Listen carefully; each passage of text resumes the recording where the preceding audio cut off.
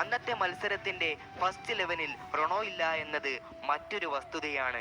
Zinedine സിദാന്റെ master brain ആയിരിക്കാം അന്ന് റയലിനെ പരിശീലിപ്പിച്ചത് Zidane ആയിരുന്നു. ഒരുപക്ഷെ അദ്ദേഹത്തിന്റെ ഗെയിം പ്ലാൻ ആയിരിക്കാം റൊണോയെ ബെഞ്ചിലിരുത്തുക എന്നത്. അങ്ങനെ കളി തുടങ്ങി. വാശിയും വീറുമേറിയ പോരാട്ടം, പുൽമൈതാനത്തെ തീപിടിപ്പിക്കുന്ന എൽ ക്ലാസിക്കോ പോരാട്ടം. ഇരുവരും അങ്ങോട്ടും ഇങ്ങോട്ടും മുന്നേറ്റങ്ങൾ നടത്തിയും പ്രതിരോധ കോട്ട പണിതും ആദ്യ പകുതിയിൽ ഗോൾ രഹിത സമനിലയിൽ പിരിയുന്നു.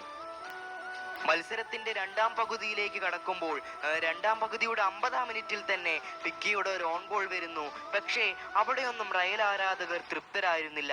57-ാം മിനിറ്റിലാണ് ബെൻസെമയുടെ പകരക്കാരനായി റൊണോ എത്തുന്നത്. റൊണോ ഇറങ്ങുന്നത് കണ്ടപ്പോൾ തന്നെ റയൽ ആരാധകർ ഉച്ചത്തിൽ പറയാൻ തുടങ്ങി CR7 എന്ന്.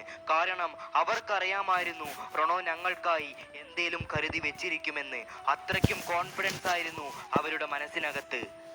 പിന്നീട് നമ്മൾ കാണുന്നത് മത്സരം അടക്കി ഭരിക്കുന്ന റൊണാൾഡോയെയാണ്. നിരന്തരമായി ബാർസ പ്രതിരോധത്തെ കീറിമുറിക്കുന്ന റൊണോയെ. ഇവിടെ വലതുവശത്ത് നിന്നും ഗാരത്ത് ബെയിലിന്റെ ഒരു ക്രോസ് വരുന്നു. അവിടെയും കൃത്യമായ റൊണോ വന്ന് ഒരു ബൈസൈക്കിൾ കിക്കിനുള്ള ഒരു നല്ല ട്രൈ ആയിരുന്നു. പക്ഷേ പോസ്റ്റിന്റെ ഇഞ്ചുകൾ വ്യത്യാസത്തിന് പുറത്തേക്ക് പോകുന്ന കാഴ്ച, അതിന്റെ എല്ലാ നിരാശയും അദ്ദേഹത്തിന്റെ മുഖത്ത് കാണാമായിരുന്നു. എന്നാൽ ഇവിടെയൊന്നും റൊണോ തളരുമായിരുന്നില്ല.